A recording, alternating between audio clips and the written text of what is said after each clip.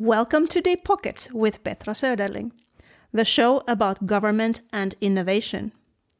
I hope you enjoyed today's episode and the music, created by a New Orleans jazz icon, Leroy Jones. Find this and other Leroy Jones tunes wherever you get your music.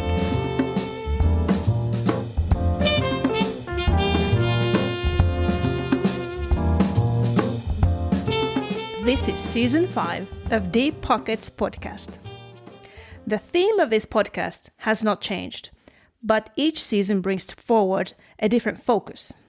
Except for Season 4, which ran from the summer of 24 until spring of 25, this was a period in my life when I had a lot going on, and I felt that excluding some great interviews or ideas because they wouldn't fit in the theme of the season would have been counterproductive. I was busy, I had a podcast, and I wanted to invite who I wanted to invite. We had some great interviews, great conversations that led into great blog posts and social media discussions. But now I'm steering the show back to a more robust theme. I hereby launch Season 5, and it will be on innovation policy.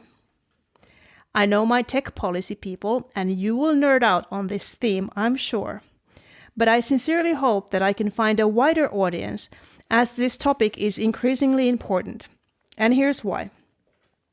As we entered 2025 with a quickly shifting geopolitical landscape, I could not ignore this voice inside me that said, Petra, you need to start vocalizing how hasty short-term policy decisions in science and technology could harm our long-term economic goals.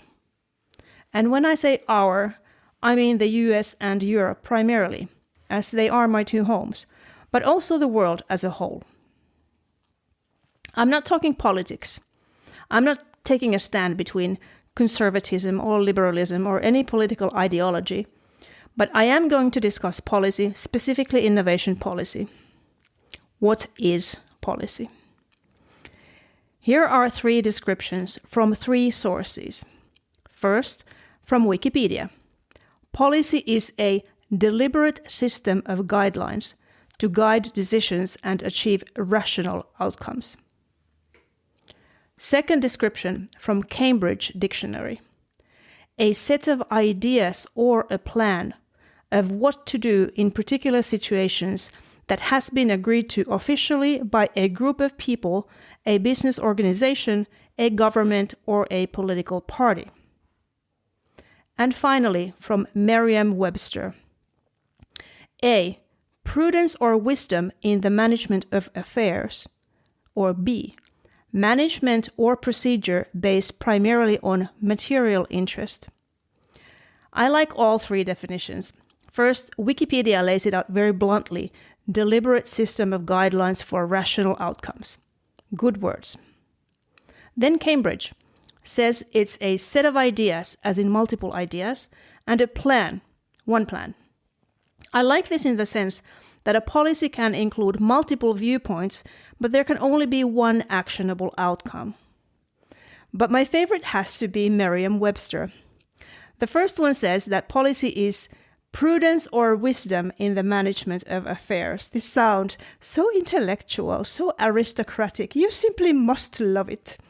But then the second definition says that policy is based primarily on material interest.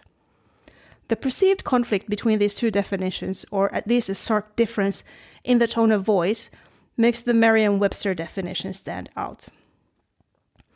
I want to combine these 2 meanings into one neat sentence. So we're going to go with policy meaning, quote, prudence or wisdom in the management of affairs based primarily on material interest, end of quote. It's easy to understand why and how you would create and execute innovation policy that's based primarily on material interest, but what does prudence or wisdom mean here? Cautiousness, judgment, judiciousness. These are the synonyms. I have my political and social views. If you've read my book or listened to this podcast regularly, they are clear. I'm the product of my upbringing, childhood in a Nordic country that's I only as an adult realized was heavily influenced by the existence of Soviet Union right next door. I've studied Russian, I love Eastern European cultures, but also I made a career in one of the world's largest tech corporations, and for over a decade I was zigzagging between Helsinki, London, and Palo Alto, creating and innovating consumer electronic products and standardizing B2B technologies. I've also founded and co-founded multiple startup companies in Europe and in the United States. I moved to the US because it's a place of entrepreneurial freedom. I stayed because it's a beautiful place full of beautiful people. I'm a dual citizen of EU and the US, and I care deeply about both of these places and their mutual relationship. All of this is going to show when I speak. I'm not a journalist. This is a podcast. But I hope you like it. I have a good lineup of guests in the pipeline already. We're going to talk about all the tools that governments have to influence good policy, from immigration to trade agreements to national security issues, wars, energy, taxes, treaties, diplomacy, and so on. If you have a topic in mind that you think would fit, send me a message through my website, petrasöderling.com, or LinkedIn. I'm always open to great guests. Thank you for being on the right side of history. Thank you for being part of Deep Pockets.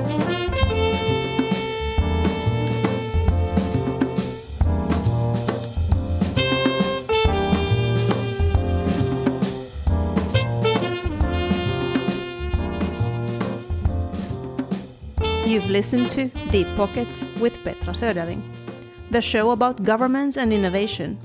If you liked today's episode, please subscribe, like, and share our show in your social media. It means a lot to me and to my guests. The wonderful music you heard is by a New Orleans Hall of Fame jazz icon Leroy Jones. Find this and other Leroy Jones tunes wherever you get your music. This podcast, as well as the recording of my audiobook, is done by Chris Elliott at Studio Aguse in south of France.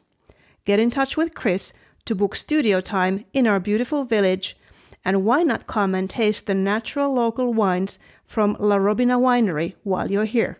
À votre santé!